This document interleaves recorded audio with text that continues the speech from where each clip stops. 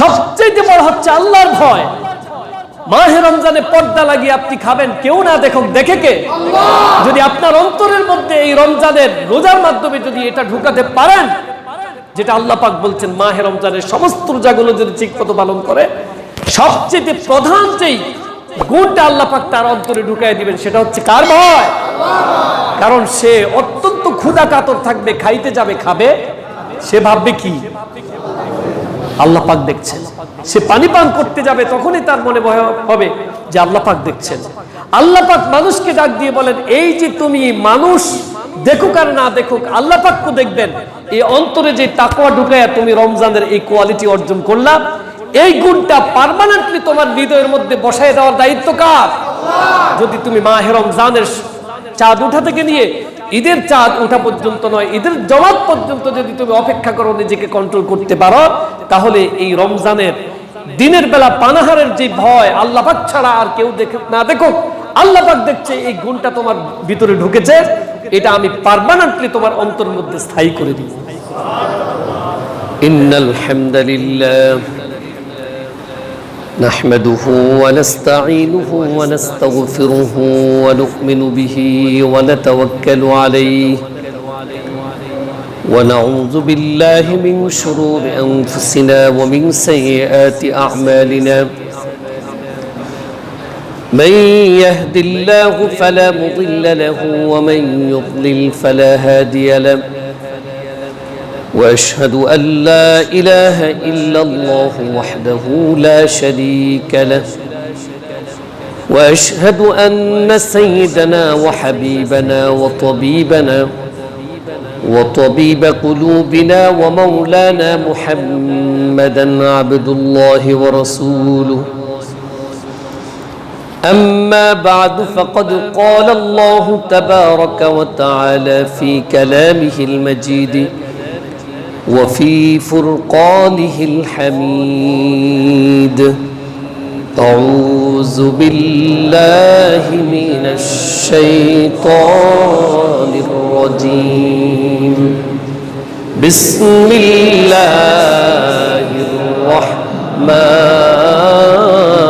الرحيم يا أيها الذين آمنوا كتب عليكم الصيام كما كتب على الذين من قبلكم لعلكم تتقون صدق الله العظيم وقال تعالى إن الله وملائكته يصلون على النبي يا أيها الذين آمنوا صلوا عليه وسلموا تسليما اللهم صل على محمد وعلى آل محمد كما صليت على إبراهيم وعلى آل إبراهيم إنك حميد مجيد اللهم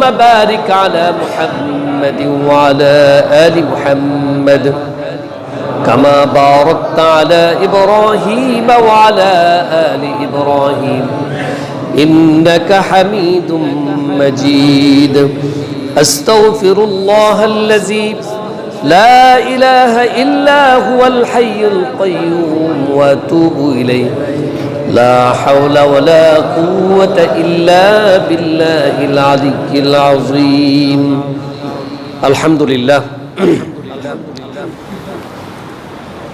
মুআজ্জাজ মুহতারাম মুসল্লিয়ান কিরাম, সম্মানিত সুধী, আল্লাহ পাকের দরবারে আলিশানে আমরা সকলেই শুকরিয়া আদায় করছি, যিনি আমাদের সকলকেই দীর্ঘ একটি বছর হায়াত দারাজ করে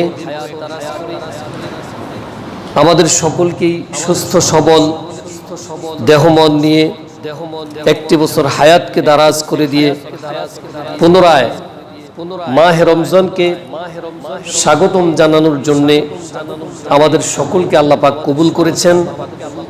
এজন্য আল্লাহ পাকের দরবারে শুকরিয়া আদায় করি, বলি আলহামদুলিল্লাহ। সম্মানিত সুধী, যদি আল্লাহ পাক সবকিছু ঠিকঠাক রাখে, তাহলে আগামীকাল ইনশাআল্লাহ মাহে রমজানের চাঁদ উদিত হওয়ার সম্ভাবনা আছে। যদি আল্লাহ পাক আমাদের তৌফিক দান করে, আমাদের সকলকে যদি মাহে রমজানের জন্য কবুল করে, তাহলে ইনশাআল্লাহ আগামীকাল থেকে আমরা সেই বরকতময় মাস পেয়ে যাব। আর যদি আল্লাহ পাক আমাদের প্রতি ইহসান না করে, দয়া না করে, আল্লাহ পাক যদি না চান, মাহে রমজানের ফয়েজ এবং বরকত থেকে আমাদেরকে মাহরুম করতে চান, বঞ্চিত করতে চান, তাহলে হয়তো রমজানের চাঁদ উঠার আগেই আমরা পৃথিবী থেকে বিদায় নিব। আমরা আল্লাহ পাকের কাছে দোয়া করছি, আল্লাহ পাক যাতে করে আমাদের সকলকে মাহে রমজানের ফয়েজ এবং বরকত নসিব করে, সকলে বলুন আমিন। সম্মানিত সুধী, রমজান মাস অত্যন্ত বরকতময় একটি মাস। রাসূল করিম সাল্লাল্লাহু আলাইহি ওয়াসাল্লাম নিজেই মাহে রমজান আসলে সেই রমজানকে তিনি স্বাগতম জানাতেন। রমজানকে তিনি ইবাদতের মাস ঘোষণা দিয়ে উম্মতের জন্য এই মাসকে কোরবান করেছেন। উম্মতে মুহাম্মদের জন্য আল্লাহ পাকের পক্ষ থেকে বিশেষ একটি পুরস্কার হচ্ছে মাহে রমজান। বলি আলহামদুলিল্লাহ।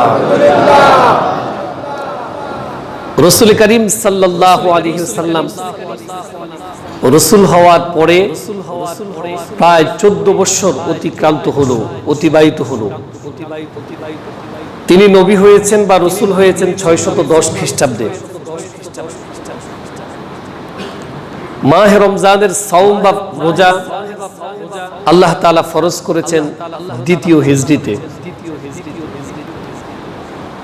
হিজরির প্রথম সন ছিল 622 খ্রিস্টাব্দ।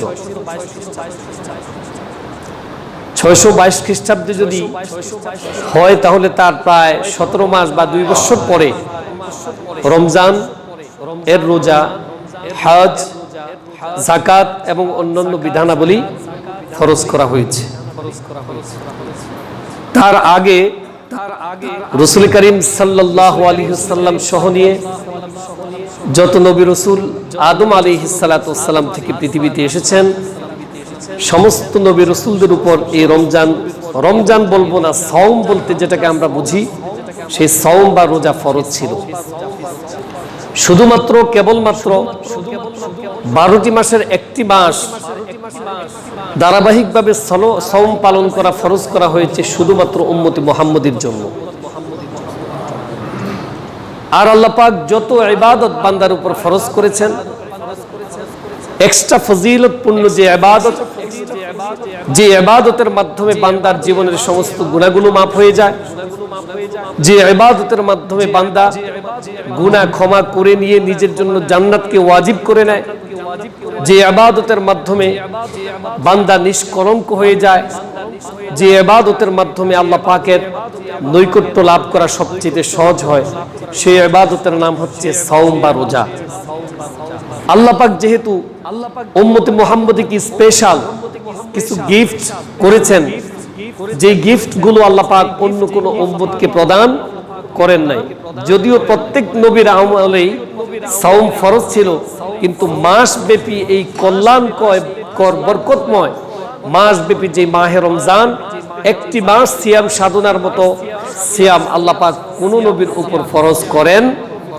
কারণ আল্লাহ পাক চান উম্মতে মুহাম্মদীকে আল্লাহ পাক কোনো না কোনো উসিলায় মাফ করে দিবেন, এবং কিয়ামতের ময়দানে যত উম্মত আসবে সমস্ত উম্মতের উপর আল্লাহ পাক দুনিয়াতে যেমন শ্রেষ্ঠত্ব দিয়েছেন উম্মতে মুহাম্মদীকে, তেমনি করে পারলৌকিক জীবনেও আল্লাহ পাক উম্মতে মুহাম্মদীকে শ্রেষ্ঠত্ব ঘোষণা করবেন।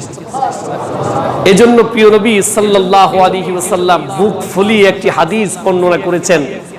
তিনি বলছেন, কিয়ামতের ময়দানে আল্লাহ পাক যখন জান্নাতীদেরকে জান্নাতের টিকিট হাতে দিয়ে দিবেন, জাহান্নামীদেরকে যখন জাহান্নামে নিয়ে যাওয়া হবে, তখন জান্নাতীদের 120 কাতার তৈরি হবে, 120 কাতার মানুষ থাকবে। প্রিয় নবী সেদিন তিনি অত্যন্ত আনন্দের সাথে বলেছিলেন, আদম আলাইহিস সালাতু ওয়াস সালাম থেকে নিয়ে ঈসা নবী পর্যন্ত যত নবী অতিক্রান্ত হয়েছে সমস্ত নবীদের উম্মতকে একসাথ করলে জান্নাতি হবে 40 কাতার। কত কাতার? আর আমার শুধুমাত্র কেবলমাত্র আমার উম্মতই হবে জান্নাতীদের মধ্যে 80 কাতার। কারণ আল্লাহ রাব্বুল আলামিন উম্মতে মুহাম্মদীকে যে এক্সট্রা কিছু গিফট করেছেন, এক্সট্রা যে ফজিলত বা সম্মান দান করেছেন, অন্য কোন নবীর উম্মতকে সেইভাবে তিনি তা দান করেন। তারও কতগুলো কারণ আছে। এক নম্বর কারণ হচ্ছে আদম আলাইহিস সালাতু ওয়াস সালাম থেকে নিয়ে মুহাম্মদ সাল্লাল্লাহু আলাইহি সাল্লাম পর্যন্ত সমস্ত নবীদেরকে আল্লাহ পাক একটি নির্দিষ্ট এলাকার জন্য পাঠিয়েছেন। শুধুমাত্র বিশ্ব নবী বলতে আমরা একজনকে বুঝি, তিনি হচ্ছেন মুহাম্মাদুর সাল্লাল্লাহু আলাইহি ওয়াসাল্লাম, যিনি সারা পৃথিবীর পূর্ব থেকে পশ্চিম, উত্তর থেকে দক্ষিণ পর্যন্ত প্রতিটি ঘরে ঘরে ইসলামের পতাকাকে উড্ডীনের বীজ বপন করেছেন। তার মর্যাদা বেশি হবে না নির্দিষ্ট একটি এলাকার প্রেসিডেন্টের দাম বেশি হবে? যিনি বিশ্বকে নেতৃত্ব দেন তার দাম বেশি, নাকি নির্দিষ্ট একটা এলাকার নেতৃত্ব যিনি দেন তার দাম বেশি? প্রধানমন্ত্রী যিনি হন তিনি হচ্ছেন সমস্ত দেশের মন্ত্রী, আর এমপি যিনি হন তিনি একটা এলাকার। এমপির চাইতে মন্ত্রীর দাম কম না বেশি? আল্লাহ পাক ঘোষণা দিয়েছেন, আমার কাছে প্রিয় আমার হাবিব মুহাম্মাদুর রাসূলুল্লাহ সাল্লাল্লাহু আলাইহি ওয়াসাল্লাম, তাকে আমি বিশ্ব নবী বানাইছি। তার মর্যাদা বেশি, তার উম্মতের মর্যাদাও সবচেয়ে বেশি থাকবে। এজন্য সমস্ত নবীর উপর 3টি 4টি 7টি 10টি রোজা ফরজ ছিল। উম্মতে মুহাম্মদীকে আল্লাহ পাক সর্বোচ্চ সম্মানে ভূষিত করবেন, মাফ করে দিবেন, ক্ষমা করে দিবেন, জান্নাতীদের 80 কাতার পর্যন্ত স্থান দিবেন। এজন্য আল্লাহ পাক স্পেশাল গিফট হিসেবে একটি মাস আমাদের উপর সওমকে ফরজ করেছে। এটা আল্লাহ পাকের বিশেষ রহমত, আমাদের প্রতি বিশেষ ইহসান। এজন্য মাহে রমজান প্রতি বছরই ঘুরে আসে। আমাদের সকলকেই মাহে রমজান ডাক দিয়ে কতগুলো কথা বলে। মাহে রমজান আমাদেরকে আহ্বান করে, ইয়া বাগিয়াল খায়র, কে আছো কল্যাণ অন্বেষণ করবে? কে আছো তোমার গুনাহগুলো ক্ষমা করে নিবে? কে আছো তুমি তোমার জন্য জান্নাতকে ওয়াজিব করে দিবে? কে আছো আল্লাহ পাকের সবচেয়ে নৈকট্যতা অর্জন করবে? যদি কেউ এমন থাকো তাহলে তোমার জন্য আমি স্পেশাল গিফট দিলাম, মাহে রমজানের সওমগুলো যথাযথভাবে পালন করো, তাহলে দুনিয়াতে শান্তি, আখিরাতে মুক্তি নিশ্চিত হয়ে যাবে। আমার কাছে মনে হয়, আমার কাছে আমি কোরআন এবং হাদিসের পাতায় পাতায় চষে যতটুকু বুঝতে পারলাম, আমার কাছে একটি আশা এবং অভয়ের বাণী আছে, যেটা আপনাদেরকেও মোহিত করবে, বিমোহিত করবে। আপনাদের ভিতরে আশা এবং কল্যাণ তৈরি হবে। সেটা হচ্ছে আমার কাছে মনে হয়, কোন ব্যক্তি যদি পরের হক না ঠকায়, আর যদি শিরকের মতো মহা গুরুতর অপরাধ থেকে নিজেকে বাঁচাতে পারে, আর আল্লাহ পাকের বিধানগুলো যথাযথ পালনের চেষ্টা করে, 100% নাও হতে পারে, মাহে রমজানের মতো এরকম স্পেশাল গিফট গ্রহণ করতে পারে, সেই ব্যক্তিগুলো একটাও জাহান্নামে যাবে না, প্রত্যেকে জান্নাতে যাবে। কোরআন এবং হাদিসের প্রত্যেকটা পৃষ্ঠা চষে চষে আমি এই কথাটা বলতে পারি দৃঢ়তার সাথে। আপনার ডিউটি থাকবে 2টি। একটি হচ্ছে সর্বক্ষেত্রে আপনি চেষ্টা করবেন শিরিক মুক্ত ইবাদত করার জন্য। যেখানে শিরিক আছে সেখানে আমরা থাকবো না, যেখানে স্পষ্ট শিরিক আছে সেখানে আমরা, যেখানে অস্পষ্ট ভাবে আছে শিরিক হতেও পারে নাও হতে পারে সেখানেও আমরা। আর আল্লাহ পাকের ইবাদত পালনের জন্য নিজেকে প্রস্তুত করার চেষ্টা করুন। আপনি, আমার কাজ হচ্ছে চেষ্টা করা। রাসূলকে ডাক দিও আল্লাহ পাক তাই বলছেন, প্রিয় চাচাকে আবু তালেবকে সঠিক পথে আনার জন্য এমন কোন পন্থা নাই, এমন কোন প্রস্তাব নাই যে আবু তালেবকে দেওয়া হয়নি। সর্বশেষ তিনি এই কথা বলেছেন, একটা কালেমার 2টি অংশ, লা ইলাহা ইল্লাল্লাহ মুহাম্মাদুর রাসূল, এই 2টার উপরেই সমানভাবে বিশ্বাস থাকতে হবে। হে চাচা, আপনি কেউ শুনবে না, কানে কানে শুধু মুহাম্মাদুর রাসূলুল্লাহ বলার দরকার নেই, আপনি বলেন লা ইলাহা ব্যাস এনাফ, এতটুকু শব্দ আপনি ব্যবহার করুন, এই স্বীকৃতিটা আপনি দিয়ে যান। আমি মুহাম্মদ সাল্লাল্লাহু আলাইহি ওয়াসাল্লাম কিয়ামতের ময়দানে আপনার জন্য সুপারিশ করার সর্বোচ্চ চেষ্টা আল্লাহ পাকের কাছে আমি করব। আপনাকে জান্নাতে নেওয়ার জন্য যা যা দরকার আল্লাহর কাছে সেদিন আমি আবেদন করব। কারণ প্রত্যেক নবীকে আল্লাহ পাক কয়েকটি বিষয় দান করেছেন পৃথিবীতে। একটি হচ্ছে যে তার দোয়া কবুল হবে। যে কোনো নবীর একটা দোয়া কি হবে? আমি আমার দোয়াটা আখিরাতের সেদিনের জন্য রেখে দিয়েছি, আমার উম্মতের জন্য রেখে দিয়েছি। মাকামে মাহমুদ নামক সম্মানিত জায়গার মধ্যে সিজদায় পড়ে সেদিন উম্মতে মুহাম্মদীর কে জান্নাতে নেওয়ার জন্য যে দোয়াটা দরকার সেই দোয়াটা আমি অবশিষ্ট রেখেছি। ইনশাআল্লাহ কিয়ামতের ময়দানে আপনি চাচা সহ আমার উম্মতকে আমি জান্নাতে নিয়ে যাব।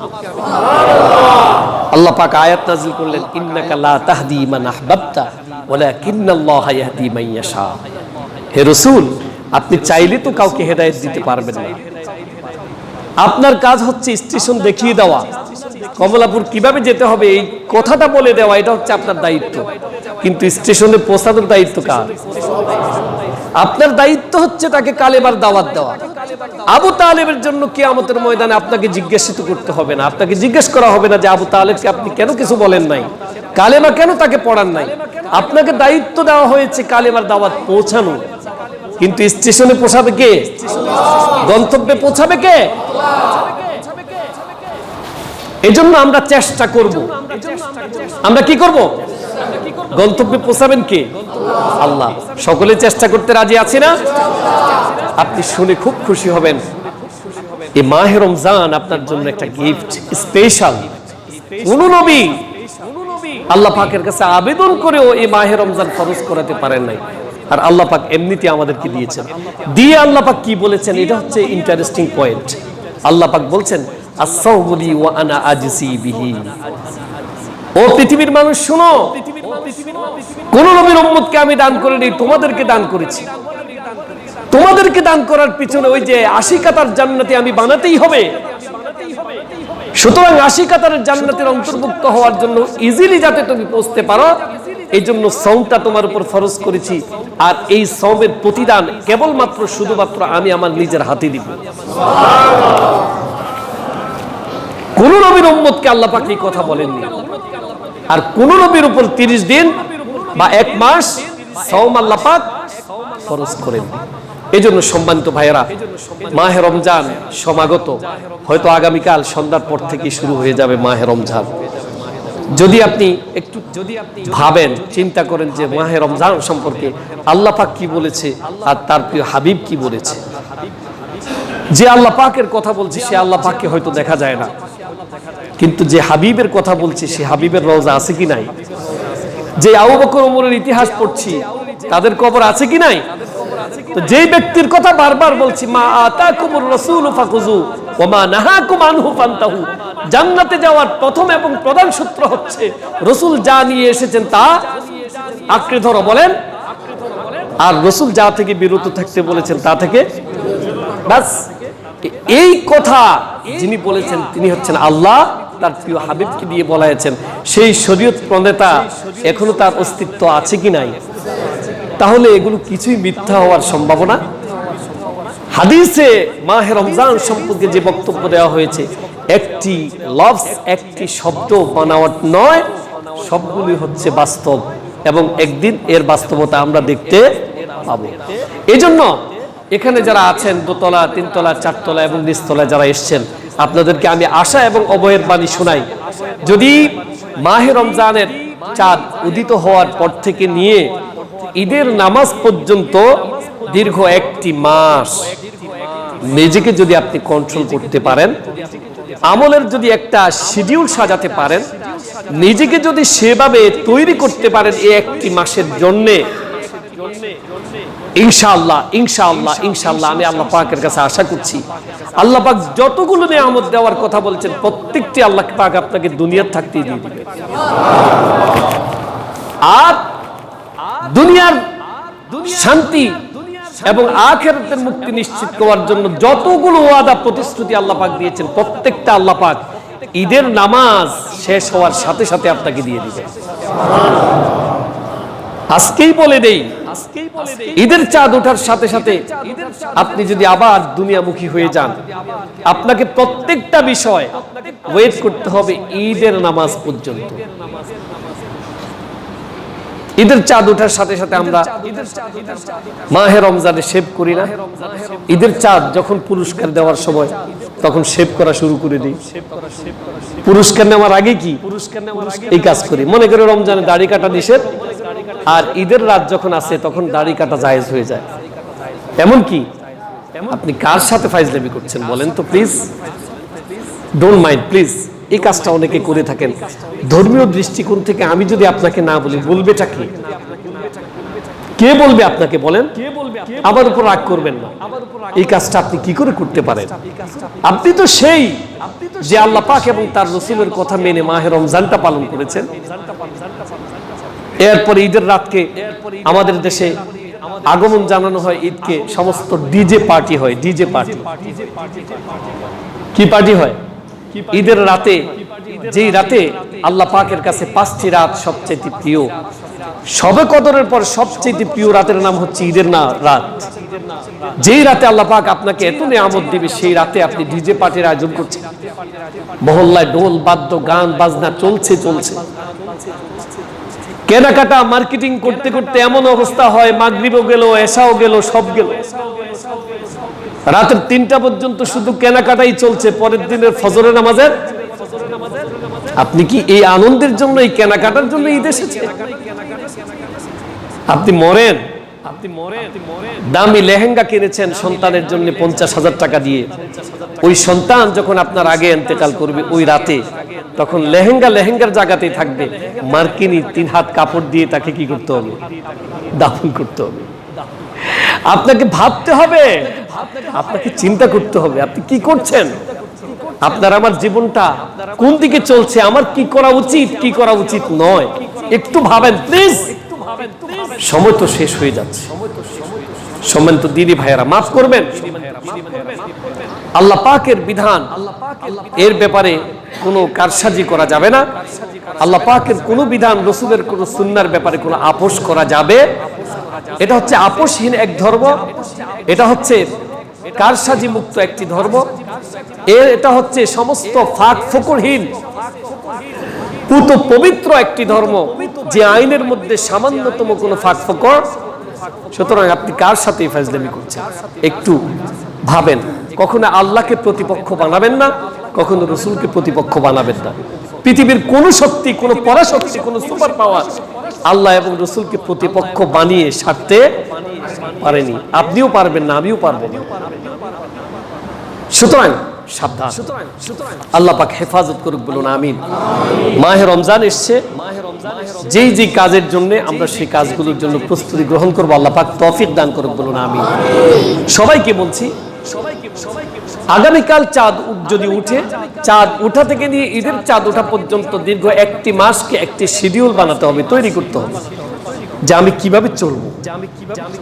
যদি এই প্রস্তুতি আপনি আগেই গ্রহণ করতে পারেন, মাহে রমজানের সময় আপনার একটা মিনিটও অপচয় হবে না ইনশাআল্লাহ।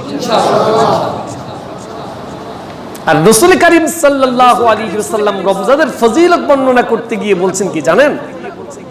যে as-সালাতুল খামস, একটা সালাত থেকে আরেকটা সালাত পর্যন্ত আল্লাহ পাক এমন ভাবে সাজিয়েছেন 5 ওয়াক্ত সালাত, যে একটি সালাত এবং দ্বিতীয় সালাতের মাঝখানে দ্বিতীয় সালাত পালন করার সাথে সাথে তার জীবনের গুনাহগুলো মাফ করে দেয়। এর মাঝখানে যেটা হয়েছে গুনাহ, সেই গুনার জন্য দ্বিতীয় ওয়াক্ত সালাত কি হয়? কাফফারা হয়। বলেন, কাফফারা মানে হচ্ছে ক্ষতিপূরণ। কাফফারা মানে কি? যেই ক্ষতিগুলো আপনার হয়ে গেছে আখিরাতের জীবনের জন্য, সেই ক্ষতিগুলো পোষানোর জন্য আল্লাহ পাক কেবলমাত্র উম্মতে মুহাম্মদীকে স্পেশাল গিফট দিয়েছেন 5 ওয়াক্ত সালাত। ওই আগেই বলছি, আল্লাহ পাক চান উম্মতে মুহাম্মদীর সকলকে মাফ করে দিতে। আপনাকে আমাকে আল্লাহ পাক নিজেই চান যে আমার হাবিব মুহাম্মদ সাল্লাল্লাহু আলাইহি সাল্লামের একজন উম্মত যাতে জাহান্নামে না যায়, সেই ব্যবস্থা আল্লাহ পাক করবেন। এর জন্য 5 ওয়াক্ত সালাতকে সাজিয়েছে। দ্বিতীয়ত, 5 ওয়াক্ত সালাতেও যদি কারো গাফলতি থাকে, মনোযোগ দিয়ে শুনবেন, তাহলে সেই ব্যক্তির জন্য আল্লাহ পাক বলছেন আল জুমাতু ইলাল জুমআ, রাসূল বলছেন মুসলিম শরীফের হাদিস, যে সে যদি পাঁচ ওয়াক্ত সালাত কোনো কারণে তার মিস হয়ে যায়, তাহলে সে এক জুমা থেকে আরেক জুমা পর্যন্ত দ্বিতীয় জুমার সালাত আদায় করে যদি সে তওবা করে, তাহলে তার পূর্বের সমস্ত গুনাহগুলো মাফ হয়ে যায়। আল্লাহ পাক কয় উম্মতে মুহাম্মদীকে আরো একটু চান্স আমি দিব। এটা কেবলমাত্র কাকে? আমাদেরকে। বলেন আমরা কারা? উম্মতে মুহাম্মদী, মুহাম্মদ সাল্লাল্লাহু আলাইহি ওয়াসাল্লামের উম্মত। আমরা যেই দলে আছি সেই দলের নাম ইসলাম, আর ইসলামের ধারক বাহক হচ্ছে মুহাম্মাদুর রাসূলুল্লাহ। আল্লাহ পাক আরো একটু চান্স দিলেন কাকে? উম্মতে মুহাম্মদীকে, আমাদেরকে, যে তোমার এক ওয়াক্ত নামাজ থেকে আরেক ওয়াক্ত নামাজে যদি কোনো ঘাটতি থেকে থাকে, আবার এক জুমা থেকে আরেক জুমার ভিতরেও যদি কোনো ঘাটতি থেকে থাকে, তাহলে তোমাকে একটা লং টাইম দিলাম, একটা রমজান থেকে আরেকটা রমজান, আল্লাহু আকবার, একটি বছর, যে এক রমজান থেকে আরেক রমজান পর্যন্ত তোমাকে একটা লং টাইম, দীর্ঘ টাইম দিলাম। রমজান আসার সাথে সাথে যদি এক বছরে যা গুনাহ করেছ, সেই গুনার জন্য যদি তুমি তওবা করো, তাহলে তোমার সমস্ত গুনাহগুলো মাফ করে দেওয়া হবে। এই গিফট আল্লাহ পাকের পক্ষ থেকে ঈসা নবীরাও পায় নাই, মুসা নবীও পায় নাই, ইব্রাহিম নবীও পায় নাই, নূহ আলাইহিস সালাতু ওয়াস সালাম তো পায় নাই, আদম আলাইহিস সালাতু ওয়াস সালামকেও দেওয়া হয় নাই। শুধুমাত্র কেবলমাত্র আল্লাহ পাকের প্রিয় হাবিব মুহাম্মাদুর রাসূলুল্লাহ সাল্লাল্লাহু আলাইহি ওয়াসাল্লামকে দিয়েছে। এজন্য মাহে রমজানকে যথাযথভাবে আমরা পালন করতে চাই। রাজি আছেন? মাহে রমজানের প্রস্তুতি গ্রহণ করতে রাজি আছেন? প্লিজ আপনার বাবার দিকে একটু ভাবুন, যিনি চলে গেছেন। আপনার মায়ের দিকে একটু ভাবুন, যিনি আপনাকে জন্ম দিয়েছে, তিনি নাই। আপনার আপন ভাইয়ের দিকে চিন্তা করুন, যে ভাইটা পৃথিবী থেকে চলে গেছে। আপনার জীবন সঙ্গিনী, লাইফ পার্টনার, শয্যা সঙ্গিনী, আপনার স্ত্রী যাদের নাই, একটু চিন্তা করুন। আপনার সন্তান, যে সন্তানটা আপনার সামনে থেকে বিদায় দিয়েছে, তার দিকে তাকিয়ে একটু চিন্তা করুন। এই জীবনটা কিছুই না। যে জীবনের জন্য আমরা লড়াই করছি, আল্লাহ এবং তার রাসূলের বিরুদ্ধে অবস্থান নিচ্ছি, নাথিং ম্যাটার, কোনো কিছুই না। আল্লাহ পাক যদি একটি সেকেন্ড আমাকে সময় না দেয়, তাহলে আমি শেষ, আমি কিছুই করতে পারবো না। যে হাত দিয়ে আমি নাড়িয়ে নাড়িয়ে ইঙ্গিত করছি, যে চোখ দিয়ে দেখে কথা বলছি, সবকিছু আমি দেখছি, যে জবান দিয়ে আমি আপনাদের কথাগুলো বুঝাচ্ছি, আপনি কথা বলছেন, যে কান দিয়ে আপনি শুনছেন, এগুলো কি আপনার আমার নিয়ন্ত্রণাধীন আছে? আমরা কি নিয়ন্ত্রণ করতে পারি? এগুলো নিয়ন্ত্রক কে? কন্ট্রোলার কে? তা আমি কিসের মালিক? আপনি কিসের মালিক বলেন তো?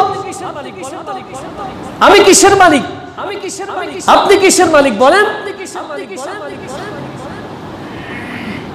তাহলে কিসের এত অহংকার? কিসের এত দুনিয়া?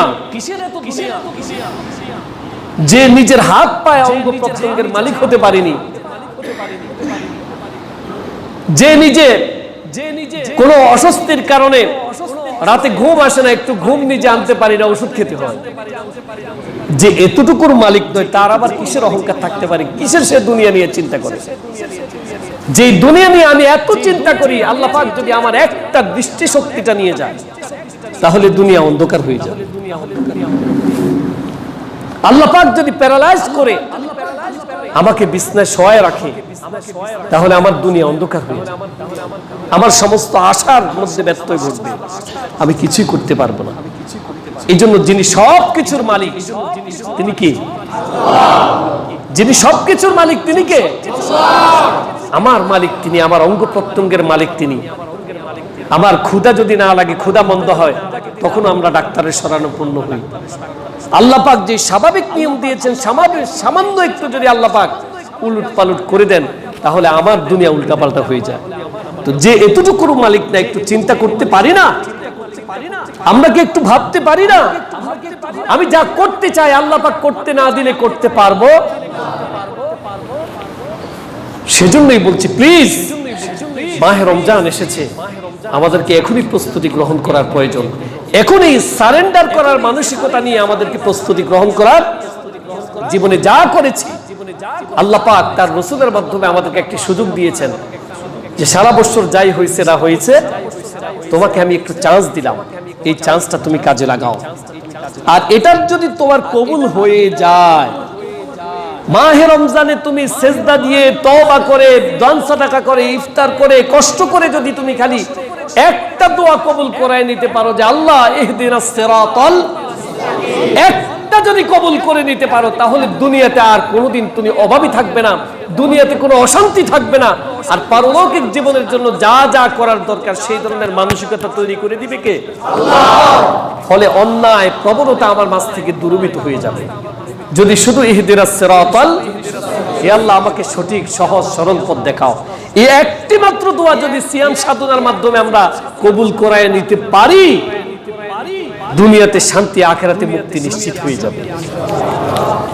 তাহলে আমাদের টার্গেটটা থাকবে এমন যে পূর্ব প্রস্তুতি গ্রহণ করব, এবং সময়টা আমি বলেছি রমজানের চাঁদ উঠা থেকে নিয়ে ঈদের চাঁদ ওঠা পর্যন্ত, ঈদের চাঁদ ওঠা পর্যন্ত, নামাজের মুসল্লা ঈদগাহ পর্যন্ত, এর ভিতরে যত সময় আছে সমস্ত সময়গুলো আল্লাহ পাকের কাছে কদরের রাত্রের মতো অত্যন্ত দামি।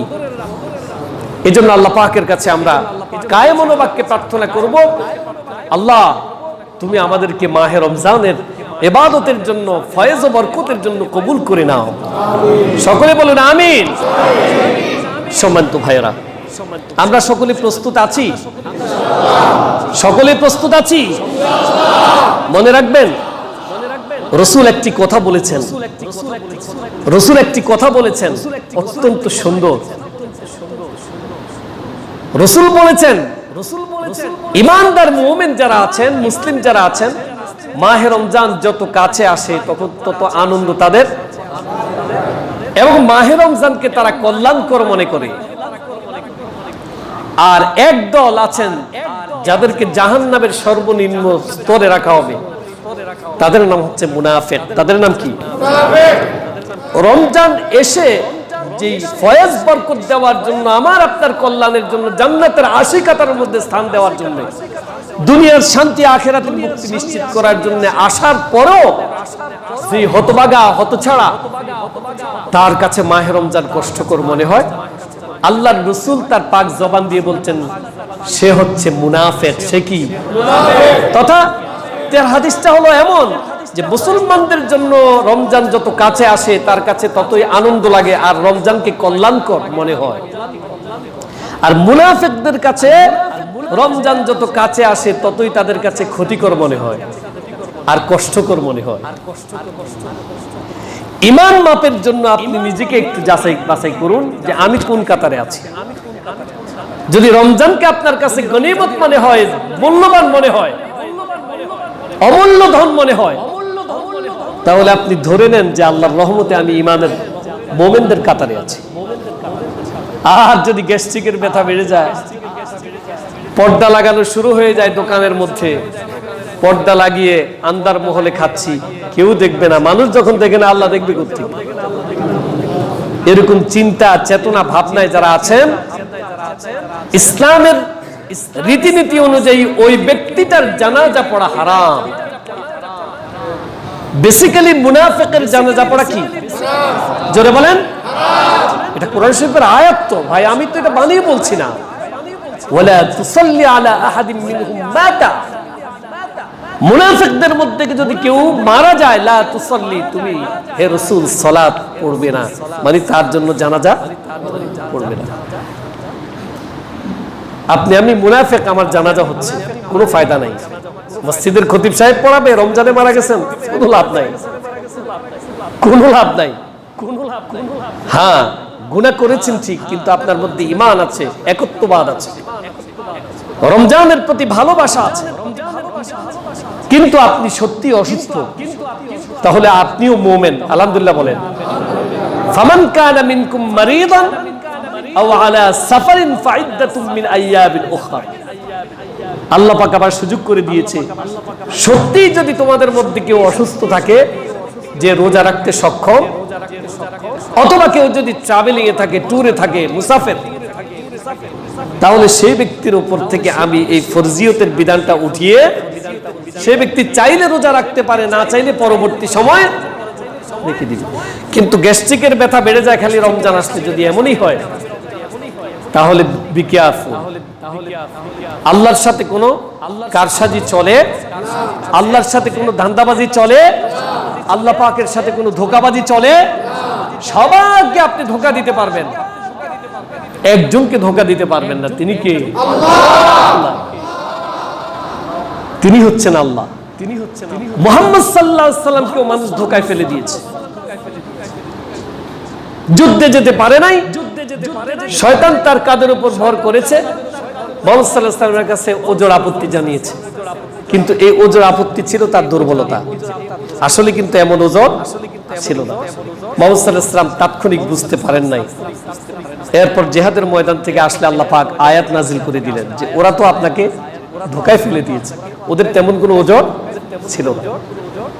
আল্লাহ পাক মুহাম্মদ সাল্লাল্লাহু আলাইহি সাল্লামকে ক্ষণিকের জন্য মানুষ ধোঁকায় ফেললেও ফেলতে, কিন্তু আল্লাহকে ইউখাদিউনাল্লাহা ওয়াল্লাযীনা আমানু ওয়া মা ইয়াখদাউনা ইল্লা আনফুসাহুম ওয়া মা ইয়াশউরুন। ধোঁকা আসলে আল্লাহ পাককে দেয় না, ধোঁকা নিজেই, কিন্তু সেই নিজে ধোঁকা খাচ্ছে সেই অনুভূতি তার। Be careful please.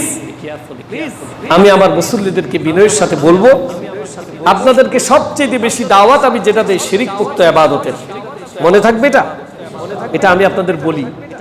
আর আশার বাণী সবসময় আপনাদেরকে শোনাই, যদি পরের হক মানুষের হক আপনি না ঠকান, আর যদি শিরক মুক্ত ইবাদত আপনি করতে পারেন, আমি কোরআন এবং হাদিসের প্রত্যেকটা পৃষ্ঠা চষে আপনাকে বলছি, যদি আল্লাহ পাকের বিধান পালনে আপনি সচেষ্ট হন, শতভাগ আপনি নাও পারতে পারেন, আপনার কিছু দুর্বলতা থাকতেও পারে, তখনও আপনি 80 কাতার এক কাতারের মধ্যে স্থান পেয়ে যাবেন।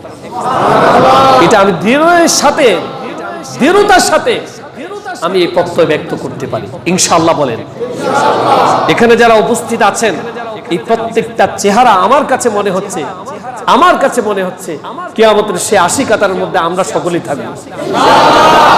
আমি এই প্রত্যাশা করি আমার মুসল্লিদের কাছে।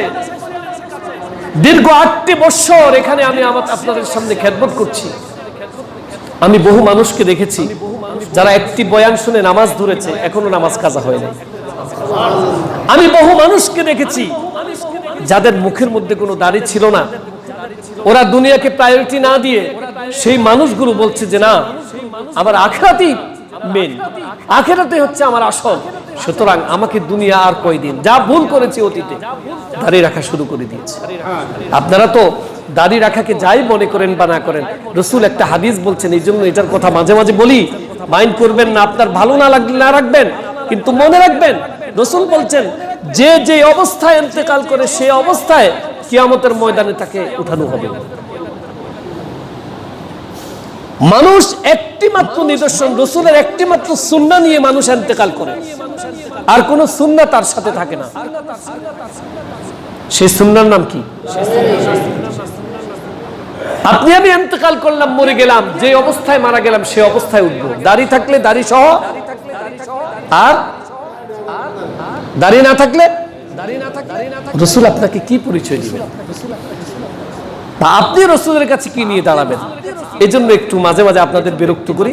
অনেক ভাইয়েরা মনে করেন, আমি আপনাদের বলেও ছিলাম যে অন্তত খোঁচা খোঁচা হলেও রাখার চেষ্টা করেন, অন্তত খোঁচা খোঁচা। এই যে আমার ভাই মাস্টার সাহেব, উনি আমি আসার পর দাঁড়িয়ে দেখিনি, ওনাকে খুব খারাপ দেখা যাচ্ছে?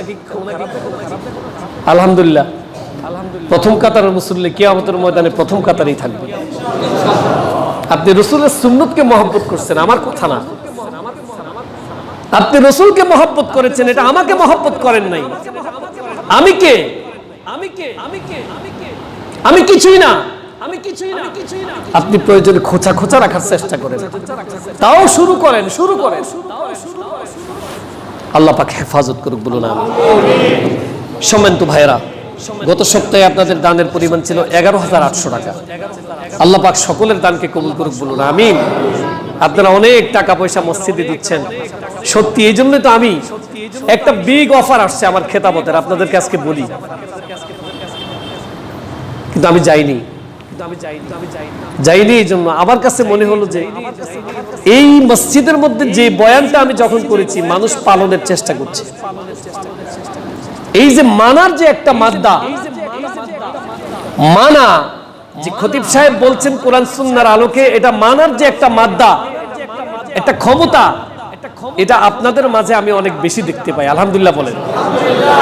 যেই কথা যখন বলেছি আপনারা শুনেছেন, কম হোক বেশি হোক আমল করেছেন। এজন্য আমার কাছে মনে হলো যে আমার এই ভাইদেরকে নিয়ে আমি জান্নাতে যাব ইনশাআল্লাহ, যদি আল্লাহ পাক তৌফিক দান করে। আমিন বলেন।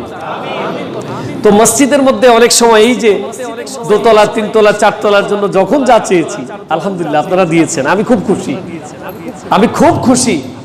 এই জন্য আমার মুনাজাতের মধ্যে আমি আপনাদের খেয়াল করবেন যে একটা কথা বলি, যে আমার মুসল্লিদের মধ্য থেকে যারা একটিবার ওই মসজিদের মধ্যে সেজদা দিয়েছে, কেউ বেড়াতে এসেও একটা সেজদা দিতে পারে, আর যারা একটি টাকাও দান করেছে তাদের জন্য আমি দোয়া করি।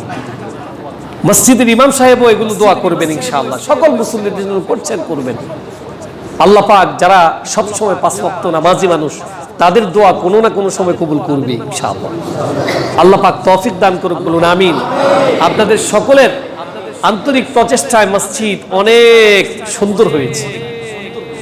আরো কিছু অসমাপ্ত কাজ আছে, সেগুলো সমাপ্ত করতে চাই।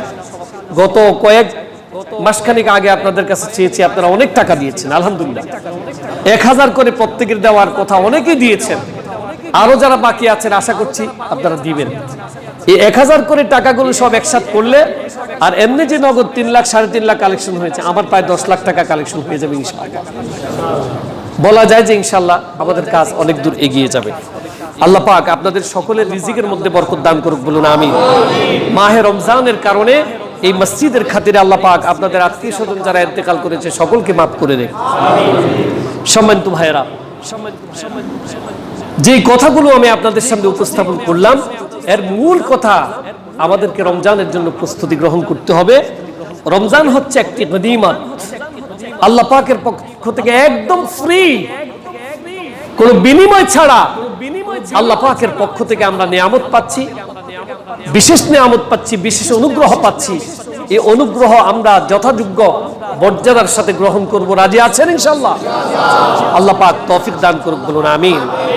এবার আসুন সংক্ষেপে আমি একটু আলোচনা করি যে মাহে রমজানের ফজিলত সম্পর্কে একটু আলোচনা করতে হয়, যে আল্লাহ পাক মাহে রমজানের সাওমটাকে আমাদের উপর কেন ফরজ করলেন। মনোযোগ দিয়ে শুনবেন, শুনলে আপনার আশা তৈরি হবে। আলহামদুলিল্লাহ বলেন। একজন মুসল্লিও যারা এই মসজিদে নামাজ পড়েন, নৈরাশ হবেন না। আপনাদেরকে আমি বারবার অভয়ের বাণী শোনাচ্ছি, ইনশাআল্লাহ আপনারা জান্নাতে চলে যাবেন। কিন্তু কাজ করতে হবে শিরিক মুক্ত ইবাদত। রাজি আছেন? যেখানে প্রকাশ্য শিরিক থাকবে সেখানে তো যাওয়া যাবেই, আর যেখানে শিরিক হওয়ার সম্ভাবনা আছে সেখানে যাবেন, সেখানে যাবেন। আল্লাহর রহমতে আমি দৃঢ়তার সাথে বলি, যেখানে শিরিক হওয়ার সম্ভাবনা আছে এর একটি জায়গাও যাওয়া আমাদের জন্য সুন্নত না, ফরজ তো দূরের কথা। যেই যেই জায়গা গেলে শিরিক হওয়ার সম্ভাবনা আছে, হতেও পারে নাও, এমন জায়গায় আমার আপনার যাওয়া ফরজ তো দূরের কথা, সুন্নত না। যেসব জায়গায় শিরকের দাওয়াত হয়, যেসব জায়গায় শিরকের মহড়া দেওয়া হয়, সেই জায়গাগুলো সব ভণ্ডদের দখলে, ঠিক কি না? একজন মুত্তাকির দখলে কোনো এসব ভণ্ডামি নাই। ভণ্ড তো এটা আলাদা একটা জিনিস। ভণ্ডদের সবচেয়ে বড় হাতিয়ার হচ্ছে যে সমস্ত জায়গায় আল্লাহ পাক যেতে বলেন নাই, রাসূল যেতে বলেন নাই, তারা আপনাকে কোরআন এবং হাদিস শুনায়া, মানে তাদের মতো করে আপনাকে ডাক দিবে যে আসো। যেমন আমি আপনাদেরকে ডাকি মসজিদের দিকে, আবার কোন খতিব বলবে যাও কোন দিকে? মাজারের দিকে। বলেন, বুঝেন নাই আপনার কথা? মাজারের ফজিলত বর্ণনা করা হয়। আরে ভাই, মসজিদের তো হাজার হাদিস আছে, মাজারে যাওয়ার হাদিস কয়টা? মাজারে যাওয়ার হাদিস কয়টা আছে? এটা আপনার নিজেকে বিবেককে প্রশ্ন করুন যে আমি মাজারে না গেলে কি হবে, আর মসজিদে না আসলে কি হবে। মসজিদে যদি আপনি না আসেন তাহলে আপনি কাফেরও হয়ে যেতে পারেন, চির জাহান্নামীও হয়ে যেতে পারেন। কিন্তু মাজারে আপনি, এমন লোক আছে কেউ কোনোদিন যায় নাই, তার কয়টা গুনাহ হয়েছে? তো বুঝেন এটার ফজিলতটা কি? কথা বুঝেছেন? আল্লাহ পাক সকলকে হেফাজত করুন। আমি চাই 80 কাতারের একটা কাতার এখান থেকে তৈরি হবে ইনশাআল্লাহ। জান্নাতে যাওয়ার 80 কাতারের একটা কাতার এই দক্ষিণ কমলাপুর কবরস্থান জামে মসজিদ থেকে তৈরি হবে ইনশাআল্লাহ। আল্লাহ পাক আমাদেরকে তৌফিক দান করুন। তাইলে আল্লাহ পাক কোন উম্মতের উপর 30টা রোজা ফরজ করেন নাই, একটি মাস ব্যাপী সাওম ফরজ করেন নাই। উম্মতে মুহাম্মদের উপর আল্লাহ পাক কেন ফরজ করলেন সেটা সম্পর্কে আজকে একটু আলোচনা করি। আল্লাহ রাব্বুল আলামিন কোরআনুল কারীমের যে আয়াতে সাওম ফরজ করেছেন সে আয়াতের শেষে 2টা শব্দ ব্যবহার করেছেন, সেই শব্দের মধ্যেই এর তাৎপর্য নিহিত আছে। আলহামদুলিল্লাহ বলেন। কুতিবা আলাইকুমুস সিয়াম, তোমাদের উপর সিয়ামকে ফরজ করা হয়েছে। কামা কুতিবা আলাল্লাযীনা মিন ক্বাবলিকুম, ইতিপূর্বে যেমন যারা অতিক্রান্ত হয়েছে তোমাদের পূর্ববর্তী তাদের উপরও সাওম কি করা হয়েছে? ফরজ করা হয়েছে। লাআল্লাকুম তাত্তাকুন, যাতে করে তোমরা মুত্তাকি হতে পারো। সুবহানাল্লাহ। পূর্ববর্তীদের উপরও সাওম ফরজ ছিল, কিন্তু মাহে রমজানের 30টি সাওম ফরজ ছিল না। আর উম্মতে মুহাম্মদের উপর আল্লাহ পাক এটা ধার্য করে দিয়েছেন, ফরজ করে দিয়েছেন। কেন? লাআল্লাকুম তাত্তাকুন, যাতে করে তোমরা মুত্তাকি হতে পারো। সুবহানাল্লাহ। আমি যদি প্রশ্ন করি বা আপনারা যদি প্রশ্ন করেন, হুজুর মুত্তাকি হইলে ফায়দা কি?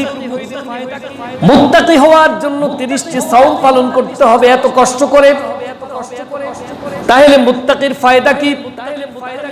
আল্লাহ রাব্বুল আলামিন তার জবাব দিয়েছেন, ইন্নালিল মুত্তাকিনা মাফাজা, যে পৃথিবীতে যারা দুনিয়াতে শান্তি আখিরাতের মুক্তি নিশ্চিত করেছে, কল্যাণকর বা সফল হয়েছে, এদের নামই হচ্ছে মুত্তাকি। সুবহানাল্লাহ। মুত্তাকির যে তাকওয়া, তাকওয়াবান হওয়া, খোদাভীতি অর্জন করা, আল্লাহ পাকের ভয় অন্তরে তৈরি করা, এটার নাম হচ্ছে তাকওয়া। এটার নাম কি? আল্লাহ পাক কোরআনুল কারীমে সমস্ত শ্রেণীদের সম্মানের কথা বলছেন। ঈমানদারের মর্যাদা কি, মুসলিমদের মর্যাদা কি, সমস্ত শ্রেণী যেগুলি আল্লাহ পাকের কাছে প্রিয়, যে যে আমল করে আল্লাহ পাকের কাছে প্রিয় হচ্ছে, সে আমলগুলির মধ্যে আল্লাহ পাক শুধু এক জায়গায় বলেছেন সমস্ত শ্রেণীদের মধ্যে সর্বোত্তম শ্রেণী হচ্ছে যাদের অন্তরে আল্লাহর ভয় আছে। সুবহানাল্লাহ। 30টা সাওম পালন করলে আমার দিকে তাকান, অন্তরের মধ্যে আল্লাহ পাকের ভয় তৈরি করার জন্য, আল্লাহ রাব্বুল আলামিন তাকওয়াবান হওয়ার জন্য, মুত্তাকি হওয়ার জন্য আমাদেরকে 30টি সাওম আমাদের উপর পালন করা ফরজ করে দিয়েছেন, যাতে করে আমাদের অন্তরের মধ্যে তাকওয়া হয়। আল্লাহ পাক বলেন, যাদের অন্তরে তাকওয়া আছে, ইন্না আকরামাকুম ইনদাল্লাহি আতকাকুম, সমস্ত শ্রেণীর মধ্যে, সমস্ত গুণের মধ্যে যার অন্তরে আল্লাহর ভয় আছে, সেই গুণী লোকটাই আমার কাছে সবচেয়ে বেশি সম্মানিত। এর কারণ কি? এই দুনিয়ার শান্তি এবং পারলৌকিক মুক্তির জন্য আল্লাহ রাব্বুল আলামিন কিছু বিধান আল্লাহ পাকের পক্ষ থেকে নাজিল করেছেন মুহাম্মদ সাল্লাল্লাহু আলাইহি ওয়াসাল্লামের উপর। যে বিধানগুলো নাজিল করেছেন সেই বিধানগুলো একটি কিতাবে আছে, সেটার নাম কি? জোরে বলেন। কোরআন। কোরআনের আরেকটি নাম হচ্ছে রিসালা। রিসালা মানে হচ্ছে চিঠি, সংবাদ। আল্লাহ পাক এই পৃথিবীর মানুষের মুক্তির জন্য, শান্তির জন্য আসমান থেকে যে কিতাব নাজিল করেছেন সেই রিসালা, সেই সংবাদ, সেই কোরআন। এই কোরআনের বিধানগুলো যদি কোনো পৃথিবীর মানুষ পালন করে, যেই দেশের মধ্যে পালন করবে সেই দেশের মধ্যে শান্তি আসবে কত %? জোরে বলেন। যদি কোনো এরিয়ার মধ্যে, এলাকার মধ্যে, সমাজের মধ্যে কোরআনের ব্যবস্থা চালু হয়, কোরআনের আইন চালু হয়, শান্তি কত % আসবে? এতে কোনো সন্দেহ? এই কোরআনের আইনগুলো দুভাগে বিভক্ত। এর মধ্যে মানুষের বাহ্যিক যে আইনগুলো আছে, মানুষ বাহ্যিক যে কাজগুলো করে, সেই কাজগুলোর আইনটাই আল্লাহ পাক কোরআনের মধ্যে সন্নিবেশিত করেছেন। যদি কেউ চুরি করে, হাত কেটে দাও, চুরি বন্ধ হয়ে যাবে। কেউ যদি জিনা ব্যভিচার করে, তাকে পাথর নিক্ষে সংসার করে দাও, জিনা ব্যভিচার বন্ধ হয়ে যাবে। কেউ যদি পর্দা খেলাপ করে, তাহলে তাকে দুর্রা মেরে শায়েস্তা করে দাও, বন্ধ হয়ে যাবে। কেউ যদি মদ পান করে সমাজের মধ্যে বিশৃঙ্খলা সৃষ্টি করতে চায়, তাহলে মদ্যপানের জন্য 80টা বা 100টা বেত্রাঘাত করো, শাস্তি দাও, তাহলে বন্ধ হয়ে যাবে। এগুলো হচ্ছে বাহ্যিক শাস্তি। এই শাস্তি কার্যকরের ভয়ে, শাস্তি পাওয়ার ভয়ে অনেক মানুষ চুরি থেকে বিরত থাকে কি থাকে না, ডাকাতি থেকে বিরত থাকে কি থাকে না, জিনা ব্যভিচার থেকে বিরত থাকে কি থাকে না। এটা হচ্ছে বাহ্যিক আইন। কিন্তু একটি মানুষ যদি একটা নর্তকীকে নিয়ে তার বাসার 4 দেয়ালের মধ্যে সে যদি তার সাথে জিনা করে, ব্যভিচার করে, পৃথিবীর কোনো আইন দেখবে না, দেখবে কি নাকি? আবার যদি কেউ মদ খায় গোপনে গোপনে, সেটাও কোনো আইন দেখবে না। আল্লাহ রাব্বুল আলামিন বলেন, মানুষের মধ্যে যদি সে এই কথা বিশ্বাস করে যে আমার অন্তরে আল্লাহর ভয় আছে, পৃথিবীর কেউ দেখুক বা না দেখুক, আমার এই অন্যায় অপরাধ পৃথিবীর কোনো প্রশাসন দেখে না, আইন প্রণেতারা দেখে না, পৃথিবীর কোনো সরকার দেখে না, র‍্যাব, তারপরে সেনাবাহিনী, পুলিশ, কেউ দেখে না।